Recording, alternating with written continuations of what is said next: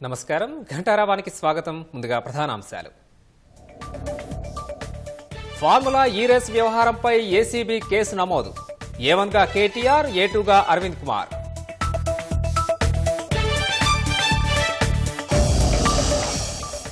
సర్కారుకు చిత్తశుద్ధి ఉంటే అసెంబ్లీలో చర్చ పెట్టాలన్న KTR.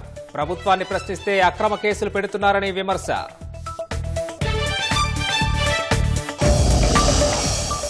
Hyderabad ORR లీజుపై SIT దర్యాప్తునకు CM ఆదేశం. స్వాగతించిన హరీష్ వెనక్కి తగ్గేది లేదని వెల్లడి.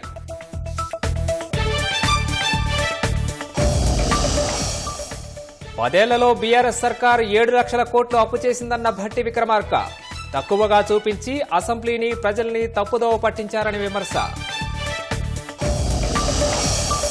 గత ప్రభుత్వ అప్పులపై తప్పుడు ప్రచారం చేస్తున్నారన్న హరీష్ రావు. 4.17 లక్షల కోట్ల మాటకు కట్టుబడి ఉన్నామని మాజీ మంత్రి వెల్లడి. మేడిగడ్డ, సుందిళ్ల, అన్నారం బ్యారేజీపై జస్టిస్ పీసీ ఘోష్ విచారణ. పలు ప్రశ్నలకు సమాధానం దాటవేసిన స్మితా సబర్వాల్, సోమేష్ కుమార్. అంబేద్కర్ అంశంపై పార్లమెంటులో అధికార విపక్షాల మధ్య తోపులాట. అమిత్ షాపై సభా హక్కుల నోటీసు ఇచ్చిన మల్లికార్జున ఖర్గే.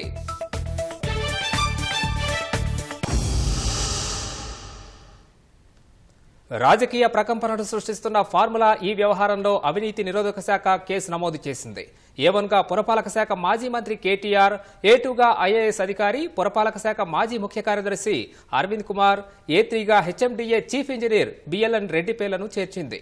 గవర్నర్ అనుమతితో చర్యలకు ఉపక్రమించిన ప్రభుత్వం ఏకపక్షంగా కోట్లాది రూపాయల చెల్లింపులు, రిజర్వ్ బ్యాంకు అనుమతి లేకుండా విదేశీ సంస్థకు నిధులు బదిలీ వ్యవహారంలో విచారణ వేగవంతం చేయనుంది. ఫార్ములా ఈ కార్ రేసు వ్యవహారంలో కేటీఆర్పై విచారణ జరిపేందుకు గవర్నర్ అనుమతి ఇవ్వడంతో ప్రభుత్వం చర్యలకు ఉపక్రమించింది. ఈ వ్యవహారంలో కేసు నమోదు చేసిన అవినీతి నిరోధక శాఖ ఏ1గా కేటీఆర్ పేరు చేర్చింది. ఏ2గా ఐఏఎస్ అధికారి అరవింద్ కుమార్, ఏ3గా HMDA chief engineer BLN Reddy పేర్లను చేర్చింది. అధికారి ఎవరైనా తన అధికారాన్ని దుర్వినియోగపరచడం ద్వారా ప్రభుత్వానికి నష్టం చేకూర్చారని భావించినప్పుడు ఏసీబీ కేసు నమోదు చేస్తుంది. ఫార్ములా ఈ కారు రేసులో అధికారులు, అప్పటి మంత్రి కేటీఆర్ అధికార దుర్వినియోగానికి పాల్పడ్డారన్నది ప్రధాన అభియోగం. దర్యాప్తులో భాగంగా ఈ రేసుకు సంబంధం ఉన్న వారికి నోటీసులు ఇచ్చి విచారిస్తారు. నిధులు విడుదల చేశారనే ఆరోపణపై ఏసీబీ ప్రధానంగా దృష్టి సారించనుంది. హెచ్ఎండిఏ బోర్డు సభ్యులతో పాటు ఆర్థిక శాఖ అనుమతి తీసుకోవాల్సి ఉండగా అలాంటి నిబంధనలేవీ పాటించకుండానే సరాసరి ఫార్ములా సంస్థకు హడావుడిగా 55 కోట్లు చెల్లించడం వివాదాస్పదంగా మారింది. ఇందులో మరీ ముఖ్యంగా 46 కోట్ల వరకు విదేశీ మారకం రూపంలో విదేశీ సంస్థకు చెల్లించారు. విదేశీ సంస్థలకు చెల్లింపులు జరిపేటప్పుడు ఆర్బీఐ అనుమతి తీసుకోవాలని, ఫార్ములా సంస్థకు చెల్లింపుల వ్యవహారంలో ఈ నిబంధన కూడా ఉల్లంఘించారని తెలుస్తోంది. వీటన్నింటిపైనా ఏసీబీ దర్యాప్తు జరుపుతుంది.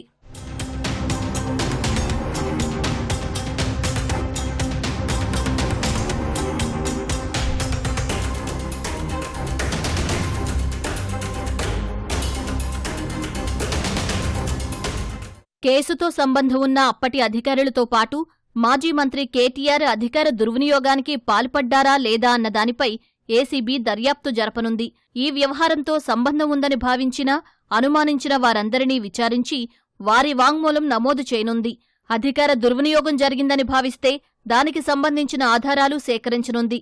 అన్నింటికంటే ముఖ్యంగా ఇందులో నిధుల మళ్లింపు కోణం ఏమైనా ఉందా అనే అంశంపై ఏసీబీ ఎక్కువ దృష్టి సారించనుంది. ఫార్ములా ఈ సంస్థకు చెల్లించిన 55 కోట్ల లావాదేవీలు ఎలా జరిగాయి, అవి చివరికి ఎవరి ఖాతాల్లోకి వెళ్లాయి వంటి వాటన్నింటినీ ఏసీబీ నిగ్గు తేల్చాల్సి ఉంటుంది. దర్యాప్తులో భాగంగా ఫార్ములా సంస్థ ప్రతినిధులకు కూడా నోటీసులు జారీ చేసే అవకాశం ఉంది. అధికార దుర్వినియోగం జరిగిందని ప్రాథమిక ఆధారాలు లభించే పక్షంలో అందుకు బాధ్యులైన వారిని అరెస్టు చేయక తప్పకపోవచ్చు. దాంతో రాబోయే రోజుల్లో ఫార్ములా ఈ రేసు సంచలనాత్మకంగా మారుతుందని భావిస్తున్నారు. ఫార్ములా ఈ కార్ రేసులో తనపై ఏసీబీ నమోదు చేసిన వేళ ప్రభుత్వానికి చిత్తశుద్ధి ఉంటే ఈ అంశంపై ప్రస్తుతం జరుగుతున్న అసెంబ్లీ సమావేశాల్లో చర్చ పెట్టాలని కేటీఆర్ డిమాండ్ చేశారు. ఫార్ములా ఈ కార్ రేసుపై అన్ని వాస్తవాలను ప్రజలకు వివరించేందుకు సిద్ధంగా ఉన్నట్లు తెలిపారు. మీతో ఒకటే ప్రార్థన సార్, దయచేసి ఇవాళ ఇక్కడే చెప్తా ఉన్నారు, నాకు మిత్రులు వచ్చి మా ఎమ్మెల్యేలు చెప్తా ఉన్నారు, నేను తమరిని రిక్వెస్ట్ చేస్తా ఉన్నా సార్, తమరిని రిక్వెస్ట్ చేస్తా ఉన్నా, ఏదో శాసనసభ సమావేశాలు జరుగుతున్న సందర్భంగా నేను మిమ్మల్ని రిక్వెస్ట్ చేస్తా ఉన్నా సార్, ప్రభుత్వాన్ని కూడా కోరుతా ఉన్నా, నిజంగా ఈ ప్రభుత్వానికి చిత్తశుద్ధి ఉంటే, ఈ ప్రభుత్వానికి ఏమైనా ప్రజలకు వాస్తవాలు తెలవాలన్న విషయంలో వారికి ఏమైనా నిజంగానే ధైర్యం ఉంటే దయచేసి ఈ రేసులో ఏదో కుంభకోణం జరిగిందన్నారు కదా, దాని మీద చర్చ పెట్టండి, మొత్తం సమాధానం చెప్పడానికి నేను సిద్ధంగా ఉన్నానని చెప్పి మీ ద్వారా తెలియజేస్తా ఉన్నా. ముఖ్యమంత్రి రేవంత్ రెడ్డి శాసనసభలో చర్చను ఎదుర్కోలేక కేటీఆర్పై అక్రమంగా కక్షపూరిత కేసులు పెడుతున్నారని ఎమ్మెల్సీ కవిత ధ్వజమెత్తారు. కేసీఆర్ బీఆర్ఎస్ను రాజకీయంగా ఎదుర్కోలేకనే ఇలాంటి చర్యలకు పాల్పడుతున్నారని ఎక్స్ వేదికగా మండిపడ్డారు. కాంగ్రెస్ పార్టీ నాటకాలను తెలంగాణ ప్రజలు గమనిస్తున్నారని కవిత పేర్కొన్నారు. మేమంతా తెలంగాణ ఉద్యమం నుంచి వచ్చిన కేసీఆర్ సైనికులమన్న విషయాన్ని సీఎం తెలుసుకోవాలన్నారు. మీ చిల్లర ప్రయత్నాలు మమ్మల్ని భయపెట్టలేవని, మరింత బలపడతామని స్పష్టం చేశారు. మేము పోరాడతాం, తెలంగాణ స్ఫూర్తి గెలుస్తుందని ట్వీట్ చేశారు. కేటీఆర్ పై ఏసీబీ కేసుకు సంబంధించి మరిన్ని వివరాలు మా ప్రతినిధి శ్రీకాంత్ని అడిగి తెలుసుకుందాం. శ్రీకాంత్, ఎఫ్ఐఆర్లో ఏసీబీ అధికారులు ఏం పేర్కొన్నారు? ప్రధానంగా అవినీతి నిరోధక చట్టం కింద కేసు నమోదు చేసిన ఏసీబీ అధికారులు అందులో పలు సెక్షన్లను కూడా నమోదు చేశారు. అయితే ప్రభుత్వ ప్రజాధనాన్ని నిబంధనలకు విరుద్ధంగా విదేశీ సంస్థకు, అంటే లండన్కు చెందిన సంస్థకు బదిలీ చేశారని చెప్పి కూడా ఇందులో పేర్కొన్నారు. అందులో మొత్తం ఈ ఫార్ములా ఈ కార్ల రేసుకు సంబంధించి 9వ సీజన్లో దాదాపు హెచ్ఎండిఏ నుంచి 12 కోట్ల రూపాయల నిధులు కూడా మంజూరు చేశారు. ఆ మేరకు అంటే కేవలం ప్రమోటర్గా ఉన్న సంస్థే కాకుండా హెచ్ఎండిఏ కూడా 12 కోట్ల రూపాయల ఖర్చు చేసింది. అందులో ప్రమోటర్గా ఉన్న ఏస్ నెక్స్ట్ జెన్ ప్రైవేట్ లిమిటెడ్ కూడా ప్రమోటర్గా ఉండి అది ఆ సంస్థ కూడా కొంత డబ్బు ఖర్చు చేసింది. అయితే ఈ Ace Next Gen private limited, formula E ఆపరేషన్స్తో పాటు హెచ్ఎండిఏ ముగ్గురు కూడా త్రైపాక్షిక ఒప్పందము చేసుకున్నారు. ఆ త్రైపాక్షిక ఒప్పందాన్ని 2022 అక్టోబర్ 25వ తేదీన త్రైపాక్షిక ఒప్పందం చేసుకున్నారు. అందులో భాగంగా 9, 10, 11, 12 సీజన్లు నిర్వహించాల్సి ఉంటుంది. అందులో భాగంగా 9వ సీజన్ను గత ఏడాది ఫిబ్రవరిలో నిర్వహించారు. అందులో దానికి సంబంధించిన ఆదరణ రావడంతో, అంతేకాకుండా ఏస్ నెక్స్ట్ జెన్ ప్రైవేట్ లిమిటెడ్తో పాటు హెచ్ఎండిఏ కూడా 12 కోట్ల రూపాయల ఖర్చు చేసింది. అందులో అక్కడ ట్యాంక్ బండ్ పరిసరాల్లో 2.8 కిలోమీటర్ మేర ట్రాక్ నిర్వహించి అందులో మౌలిక సదుపాయాలు ఏర్పాటు చేయడానికి, ఆ ట్రాక్ నిర్వహణకు అన్నింటికి కూడా ప్రమోటర్గా ఉన్న ఏస్ నెక్స్ట్ జెన్ ప్రైవేట్ లిమిటెడ్తో పాటు హెచ్ఎండిఏ కూడా దీనికి సంబంధించిన 12 కోట్ల రూపాయలకు పైగా ఖర్చు చేసింది. ఆ తర్వాత ఏస్ నెక్స్ట్ జెన్ ప్రైవేట్ లిమిటెడ్ వెనక్కి తగ్గడంతో, సమయం సమీపిస్తుండడంతో హెచ్ఎండిఏనే ప్రమోటర్గా ఉండి ముందుకు వచ్చింది. అందులో భాగంగా మొత్తం 160 కోట్ల రూపాయలు ఖర్చు చేయడానికి కూడా మొత్తం హెచ్ఎండిఏ సిద్ధపడింది. అందులో భాగంగా అంటే ఏసీబీ అధికారులు నమోదు చేసిన ఎఫ్ఐఆర్లో భాగంగా మొత్తం 160 కోట్ల రూపాయలు చెల్లించాలని చెప్పి కూడా నిర్వహించింది. అందులో భాగంగా మొత్తం 110 కోట్ల రూపాయలు, అంతేకాకుండా మళ్ళీ అదనంగా 50 కోట్ల రూపాయలకు పైగా ఇతర ఖర్చులకు, అంటే ఎమ్యూనిటీస్ కోసం అని చెప్పి కూడా ఇందులో పేర్కొన్నారు. వీటన్నిటిని కూడా మొత్తం హెచ్ఎండిఏ నుంచి చెల్లించాలని చెప్పి కూడా భావించారు. అయితే అందులో భాగంగా మొదట ఈ తేదీల వారీగా కూడా ఇచ్చారు. ఇందులో మొత్తం డబ్బులు చెల్లించాలని చెప్పి కూడా నిర్ణయించారు. అయితే డబ్బులకు సంబంధించి మొదట ఒక 23 కోట్ల, అంటే 22 కోట్ల 69,63,000 రూపాయలు, 63,125 రూపాయలు ఒక ట్రాన్సాక్షన్గా చెల్లించారు. మరోసారి 23 కోట్ల 1,00,000 రూపాయల 97,500 రూపాయలు మరో ట్రాన్సాక్షన్ కూడా ఇక్కడ చెల్లించారు. ఆ తర్వాత ఇంత డబ్బును చెల్లించారు కాబట్టి దానికి సంబంధించి ఇన్కమ్ ట్యాక్స్ రూపేణ 8 కోట్ల 6,75,404 రూపాయలు కూడా ఇన్కమ్ ట్యాక్స్ రూపాయనే చెల్లించారు. ఈ విధంగా మొత్తం దాదాపు 54 కోట్ల 88,87,043 రూపాయలు ఈ పేమెంట్స్ జరిగినాయి. ఈ పేమెంట్స్ జరిగాయి కాబట్టి దీనికి సంబంధించి విదేశీ సంస్థ, అంటే లండన్ బేస్డ్గా ఉన్న ఫారెన్ ఈ ఆపరేషన్స్ సంస్థ, ఈ సంస్థకు ఇంత మేర డబ్బులు చెల్లించడానికి కూడా తప్పుపట్టింది మొత్తం ఏసీబీ అధికారులు. ఇప్పటివరకు ప్రాథమికంగా సేకరించిన సమాచారం ప్రకారం ఏసీబీ అధికారులు ఇందులో తప్పు పెట్టారు. ఈ విధంగా మొత్తం అంటే ఇందులో ఇంకొక అంశాన్ని కూడా ఏసీబీ అధికారులు ప్రస్తావించారు. త్రైపాక్షిక ఒప్పందం జరిగింది. త్రైపాక్షిక ఒప్పందం జరిగిన తర్వాత అందులో ఏస్ నెక్స్ట్ జెన్ ప్రైవేట్ లిమిటెడ్ అనే సంస్థ ఆ ఒప్పందం నుంచి వైదొలిగింది. ఆ తర్వాత ఈ ఏడాది ఫిబ్రవరిలో నిర్వహించాల్సిన దానికి సంబంధించి ఫార్ములా ఈ ఆపరేషన్స్తో పాటు హెచ్ఎండిఏ ప్రమోటర్గా ఉంటూ ఈ డబ్బులన్నీ కూడా చెల్లించడానికి సిద్ధంగా అయింది. ఆ మేరకు పూర్తిగా డబ్బులు కూడా చెల్లించారు. అయితే 50, అంటే మొత్తం ఈ ప్రాథమికంగా సౌకర్యాలు కల్పించడానికి దాదాపు 55 కోట్ల రూపాయలు, అంటే 46 కోట్ల రూపాయలు సంస్థకు చెల్లించారు. ఆ తర్వాత ట్యాక్స్ రూపేణా 8 కోట్లకు పైగా రూపాయలు ట్యాక్స్ రూపేణా చెల్లించారు. అయితే మొత్తం ఈ డబ్బుకు సంబంధించి మోడల్, అంటే అప్పటికే ఫార్ములా ఈ ఆపరేషన్స్ మధ్య ప్రమోటర్గా ఉన్న హెచ్ఎండిఏ మధ్య కూడా ఒప్పందాలు జరిగాయి. ఆ ఒప్పందాల మేరకు డబ్బులు చెల్లించారు. ఆ తర్వాత జరిగిన రాజకీయ పరిణామాల దృష్ట్యా ఈ ఫార్ములా ఈ ఆపరేషన్స్ కుదుర్చుకున్న ఒప్పందాలు అంటే మిగతా 110 కోట్ల రూపాయలు కూడా చెల్లించాల్సి ఉంది. కానీ దానికి ప్రభుత్వం మధ్య ఫార్ములా ఈ ఆపరేషన్స్ సంస్థ మధ్య తగిన చర్చలు లేకపోవడంతో మేము ఒప్పందంలో పేర్కొన్న అంశాలన్నీ కూడా సర్దుబాటు చేయడం లేదు కాబట్టి మేము ఒప్పందం నుంచి వైదొలుగుతున్నామని చెప్పి కూడా ఫార్ములా ఈ ఆపరేషన్స్ పేర్కొన్నట్టు కూడా ఏసీబీ అధికారులు చెప్పారు. అయితే ఇది కూడా నిబంధనలకు విరుద్ధంగా ఫార్ములా ఈ ఆపరేషన్స్ ఒప్పందాన్ని రద్దు చేసుకుందని చెప్పి కూడా ఏసీబీ అధికారులు ఇందులో పేర్కొన్నారు. అంతేకాకుండా ఫార్ములా ఈ ఆపరేషన్కి సంబంధించిన నగదు చెల్లింపులో మొదటి విడత నగదు చెల్లింపు చేశారు. తర్వాత రెండో విడత నగదు చెల్లించినప్పుడు ఎన్నికల కోడ్ అమల్లోకి వచ్చింది. ఎన్నికల కమిషన్ అనుమతి లేకుండానే ఈ డబ్బు కూడా చెల్లించారు. అంతేకాకుండా చెల్లించిన డబ్బంతా కూడా ఫారెన్ కరెన్సీ రూపంలో చెల్లించారు. ఫారెన్ కరెన్సీ రూపంలో చెల్లించాలంటే దానికి సంబంధించి ఆర్బీఐ నుంచి అనుమతి తీసుకోవాల్సి ఉంటుంది. అంతేకాకుండా మరొక కీలక అంశాన్ని కూడా ఏసీబీ అధికారులు ఎఫ్ఐఆర్లో పేర్కొన్నారు. అదేంటంటే 10 కోట్ల కంటే ఎక్కువ డబ్బులు హెచ్ఎండిఏ నుంచి బదిలీ కావాలంటే అంటే ఆ ఖాతా నుంచి ఇంకో ఖాతాకి వెళ్ళాలంటే ప్రభుత్వ అనుమతి తీసుకోవాల్సి ఉంటుంది. ప్రభుత్వ అనుమతి అంటే ఆర్థిక శాఖ నుంచి కూడా అనుమతి రావాల్సి ఉంటుంది.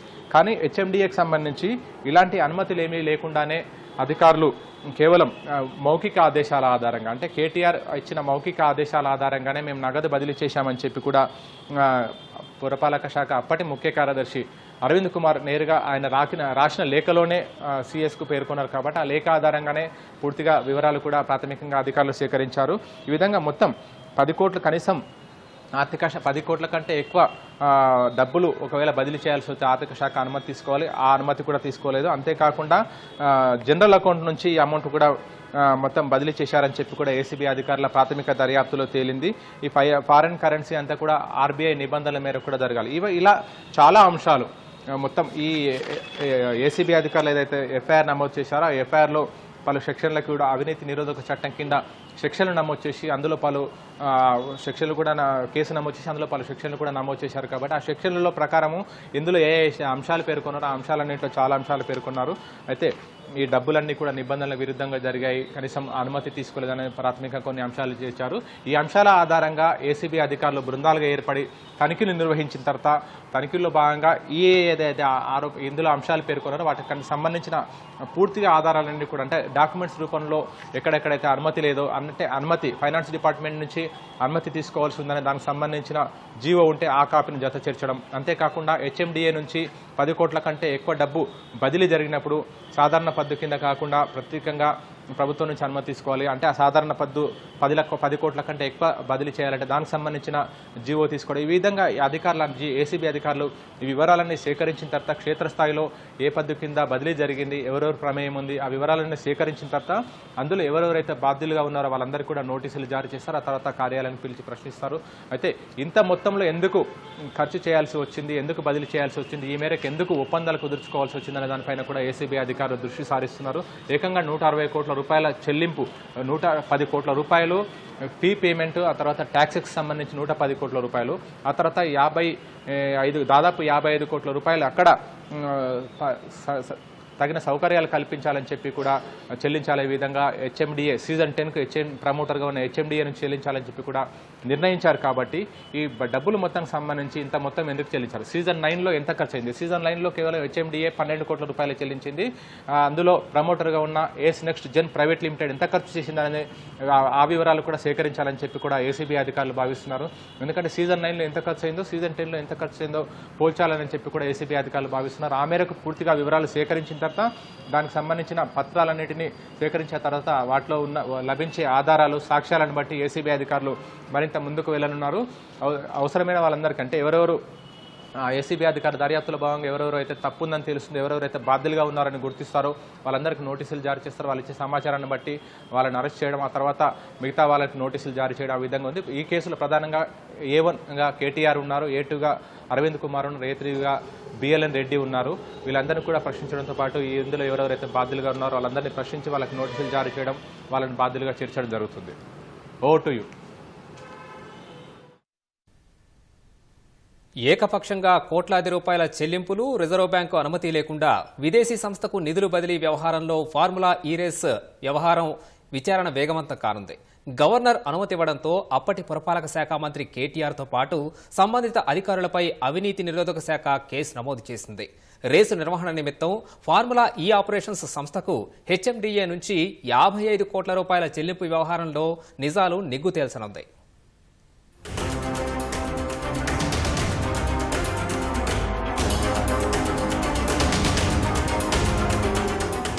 ఫార్ములా ఈ కార్ల రేసు వ్యవహారంలో ఉల్లంఘనలు జరిగాయని భావిస్తున్న రాష్ట్ర ప్రభుత్వం బాధ్యులపై చర్యలకు ఉపక్రమించింది. పోటీ నిర్వహణ సంస్థకు ఏకపక్షంగా చెల్లింపులు జరగడం, రిజర్వు బ్యాంకు అనుమతి లేకుండా విదేశీ సంస్థకు నిధుల బదిలీ జరగడంపై కేసు నమోదు చేసిన అవినీతి నిరోధక శాఖ అక్రమాలపై నిగ్గు తేల్చనుంది.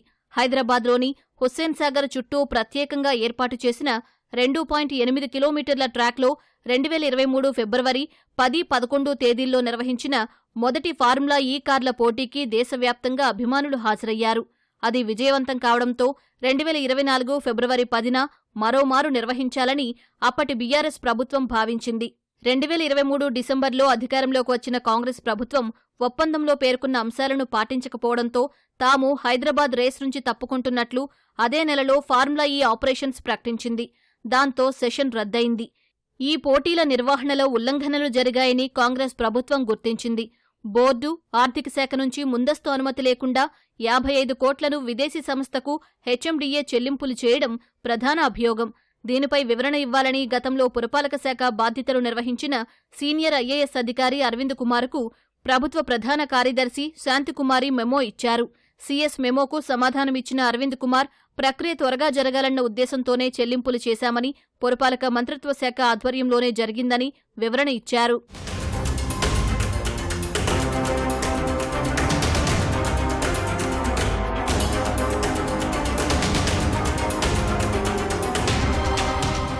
ఫార్ములా ఈ ఆపరేషన్స్ ఏస్ నెక్స్ట్ జెన్ ప్రైవేట్ లిమిటెడ్, పురపాలక శాఖ మధ్య 2022 అక్టోబర్ 25న త్రైపాక్షిక ఒప్పందం జరిగింది.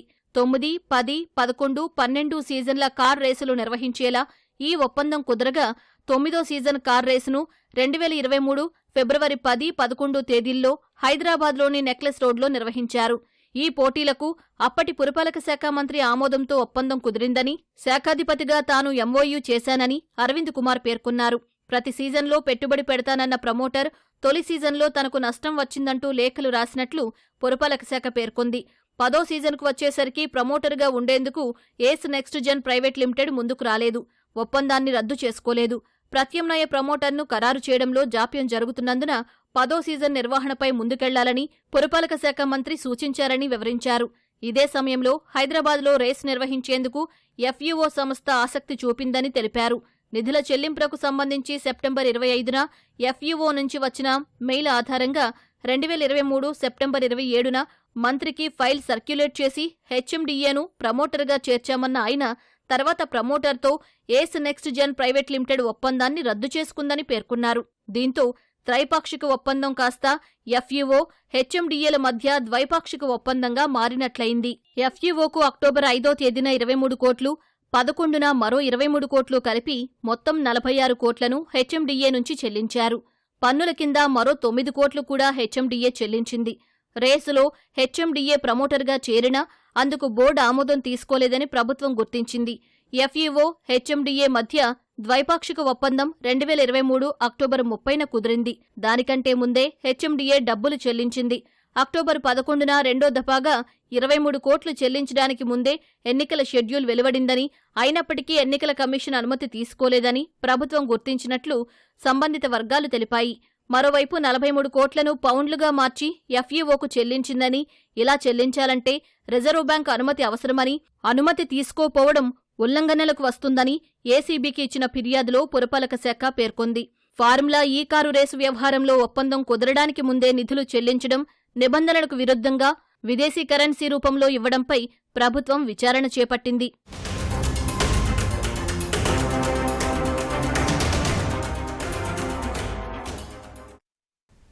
ఔటర్ రింగ్ రోడ్డును ఆయాచితంగా అప్పనంగా ఎవరికో అప్పగించారని, టెండర్లపై విచారణ జరిపేందుకు సిట్ ఏర్పాటు చేస్తామని సీఎం రేవంత్ రెడ్డి ప్రకటించారు. సిట్తో సమగ్ర దర్యాప్తు జరిపిస్తామని స్పష్టం చేశారు. ఔటర్ రింగ్ రోడ్డు లీజ్ మీద విచారణ జరపాలని హరీష్ రావు కోరటం అభినందనీయమన్నారు. సిట్ విచారణను స్వాగతిస్తున్నామని మాజీ మంత్రి హరీష్ రావు వ్యాఖ్యానించారు. చాలా రోజుల నుంచి ఔటర్ రింగ్ రోడ్ మీద చర్చ జరుగుతూ ఉంది. ఎన్నికల కంటే ముందు హడావిడిగా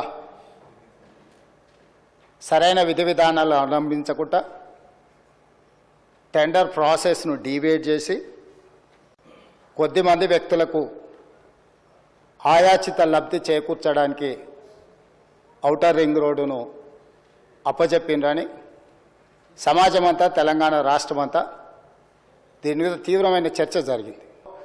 ఈ అద్భుతమైన ఆస్తిని, వేల లక్షల కోట్ల రూపాయల విలువైన ఆస్తిని 6,500 కోట్ల రూపాయల అప్పు తీసుకొచ్చి నిర్మించి అప్పు పూర్తి చేసి డెట్ ఫ్రీ చేసిన అధ్యక్ష, డెట్ ఫ్రీ చేసిన ఔటర్ రింగ్ రోడ్డుని అప్పనంగా ఆయాచితంగా అమ్ముడు పోయి అమ్ముకొని ఎన్నికల ముందు హడావిడిగా వాళ్ళకి క్లియర్గా తెలుసు ప్రజలు తిరస్కరించిండ్రు, ప్రజలు ఓడించబోతున్నారు, ప్రజలు బొంద పెట్టబోతున్నారని తెలిసి ఉన్నదల్లా తెగ నమ్ముకొని దేశం విడిచి పారిపోవాలన్న ఆలోచనతోనే ఔటర్ రింగ్ రోడ్డుని అమ్ముకున్నారు. మాజీ ఆర్థిక శాఖ మంత్రి, ఎందుకంటే వారు ఆర్థిక శాఖ మంత్రిగా ఉన్నప్పుడే అది అమ్మిండ్రు. ఈరోజు వారే డిమాండ్ చేసిండ్రు ఈ ఔటర్ రింగ్ రోడ్డు అమ్మకం మీద మీరు విచారణ ఇయ్యండి అని. నేను మనస్ఫూర్తిగా వారు మనస్ఫూర్తిగా విచారణకి ఏదైతే అడిగినరో వెనకాల వారు కూడా చదువు వచ్చినా రాకపోయినా వారు కూడా వారికి మద్దతు పలికినందుకు వారిద్దరి కోరిక మేరకు స్పెషల్ ఇన్వెస్టిగేటింగ్ టీంను నిర్వహించి ప్రధాన ప్రతిపక్షం కోరిక మేరకు ఔటర్ రింగ్ రోడ్డు టెండర్కు సంబంధించి ప్రైవేటు సంస్థలకు కట్టబెట్టిన విధానాల మీద ఈ సభ ద్వారా ఈ సభ్యులందరి ఆమోదంతో విచారణకు నేను ఆదేశిస్తున్నా. తమరి విచారణకు అనుమతి ఇవ్వాల్సిందిగా విచారణకు సంబంధించిన విధి విధానాలు మంత్రివర్గంలో చర్చించి మంత్రివర్గ సహచరుల సూచన మేరకు మంత్రివర్గం యొక్క తీర్మానం మేరకు ఔటర్ రింగ్ రోడ్డు టెండర్ మీద విచారణకు ఆదేశిస్తున్నాం అధ్యక్ష.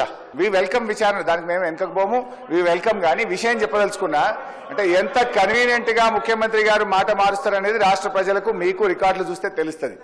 బట్టి గారు లేచి పదే మీలాగా ఓఆర్ఆర్ అమ్ముకోలేదంటే మీకు అంత ఇష్టం లేకపోతే దాన్ని రద్దు చేయండి, వాపస్ తీసుకోండి అని నేను అన్నా. అయితే ఇప్పుడు ముఖ్యమంత్రి గారు లేచి సరే విచారణ వేస్తామన్నారు, వి వెల్కమ్. కానీ నేను ఈ సందర్భంగా కోరేది ఏంటంటే ముందు రద్దు చేసి ఆ విచారణకు ఆదేశించండి, రద్దు చేయండి అని చెప్పి ఆ టెండర్లు రద్దు చేసి విచారణకు ఆదేశించాలని మీ ద్వారా కోరుతా ఉన్నాను.